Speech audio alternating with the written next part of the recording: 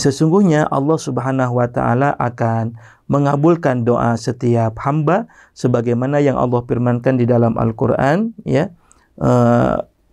Berdoalah kalian istajib lakum, maka aku akan memperkenankan atau mengijabah setiap doa yang kalian panjatkan.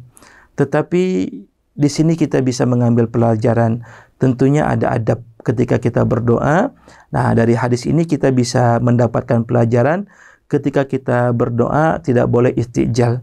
Jangan merasa tergesa-gesa, terburu-buru, apalagi kemudian kita ada suudzon kepada Allah Subhanahu wa taala, seolah-olah Allah tidak pernah mendengarkan doa-doa kita, lalu kemudian hajat-hajat yang kita inginkan, harapan, ya cita-cita yang kita inginkan tidak diijabah oleh Allah Subhanahu wa taala.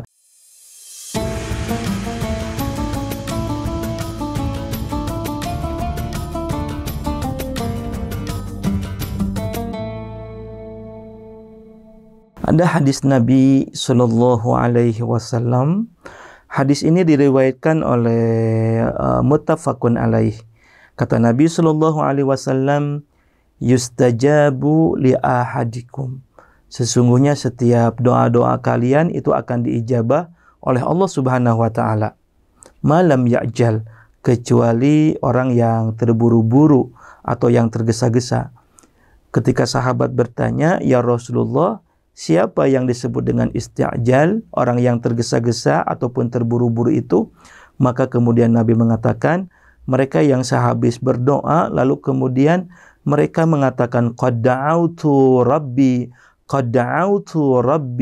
wahai Allah, sesungguhnya aku telah berdoa kepadamu, malam yastajibli, tetapi engkau tidak pernah mengabulkan atau belum pernah mengabulkan doaku. Sahabat-sahabat sekalian, hadis ini memberikan pelajaran kepada kita. Sesungguhnya Allah Subhanahu wa taala akan mengabulkan doa setiap hamba sebagaimana yang Allah firmankan di dalam Al-Qur'an, ya. Berdoalah kalian istajib lakum, maka aku akan memperkenankan atau mengijabah setiap doa yang kalian panjatkan. Tetapi di sini kita bisa mengambil pelajaran, tentunya ada adab ketika kita berdoa. Nah, dari hadis ini kita bisa mendapatkan pelajaran ketika kita berdoa tidak boleh istijal. Jangan merasa tergesa-gesa, terburu-buru, apalagi kemudian kita ada suudzon kepada Allah Subhanahu wa taala, seolah-olah Allah tidak pernah mendengarkan doa-doa kita, lalu kemudian hajat-hajat yang kita inginkan, harapan, ya cita-cita yang kita inginkan tidak diijabah oleh Allah Subhanahu wa taala. Maka salah satu adab yang harus hadir pada setiap kita ketika kita berdoa, maka husnudzon kepada Allah, berbaik sangka kepada Allah Subhanahu wa taala. Sahabat-sahabat sekalian, ya boleh jadi Allah Subhanahu wa ada sebagian yang berdoa lalu kemudian Allah kabulkan saat itu juga. Atau boleh jadi Allah menunda setiap doa yang dipanjatkan. Bahkan ini diberikan pelajaran oleh Allah kepada hamba-hamba Allah yang dicintai, termasuk para nabi.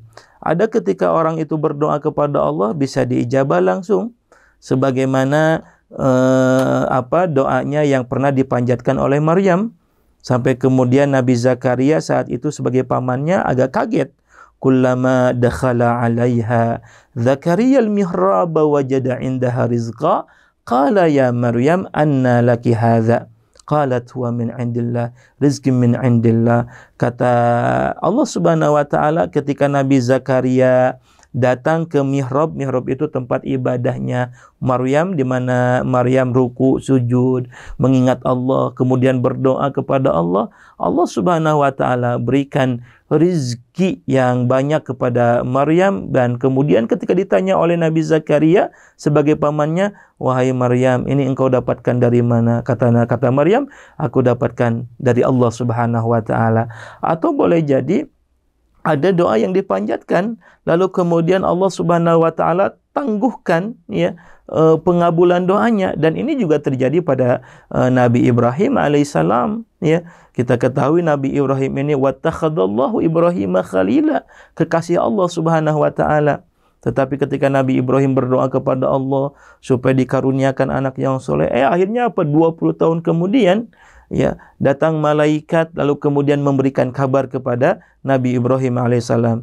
Wahai Ibrahim, sesungguhnya aku diberikan perintah oleh Allah untuk memberi kabar gembira kepadamu, sesungguhnya engkau akan diberikan seorang keturunan.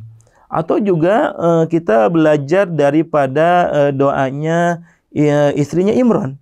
Allah Subhanahu wa taala sebutkan di dalam Al-Qur'an, wa idz qalatil imrana rabbi inni nadzartu laka ma fi batni muharraran fataqabbal minni innaka antas samiul alim. Istrinya Maryam yang kata para ulama bernama Hana pernah berdoa kepada Allah, bahkan bernazar, ya Allah, kalau seandainya engkau karuniakan kepadaku seorang anak laki-laki, maka nazarku ini, anak laki-laki ini akan dijadikan olehku sebagai penjaga Baitul Maqdis, begitu. Tetapi apa yang terjadi? Allah berikan kepada istrinya Imran itu bukan anak seorang laki-laki, tetapi Maryam, seorang anak perempuan. Artinya apa? Kadang minta sesuatu Allah kasih yang lain, tetapi berhusnudzonlah kepada Allah. Sesungguhnya Allah Maha tahu, ya, apa yang terbaik buat kita, ya. Jangan sampai kemudian kita tergesa-gesa, karena boleh jadi saat itu juga ada orang yang Allah ijabah doanya, atau kemudian Allah tangguhkan doanya, atau boleh jadi Allah ganti dengan yang lebih baik, insya Allah.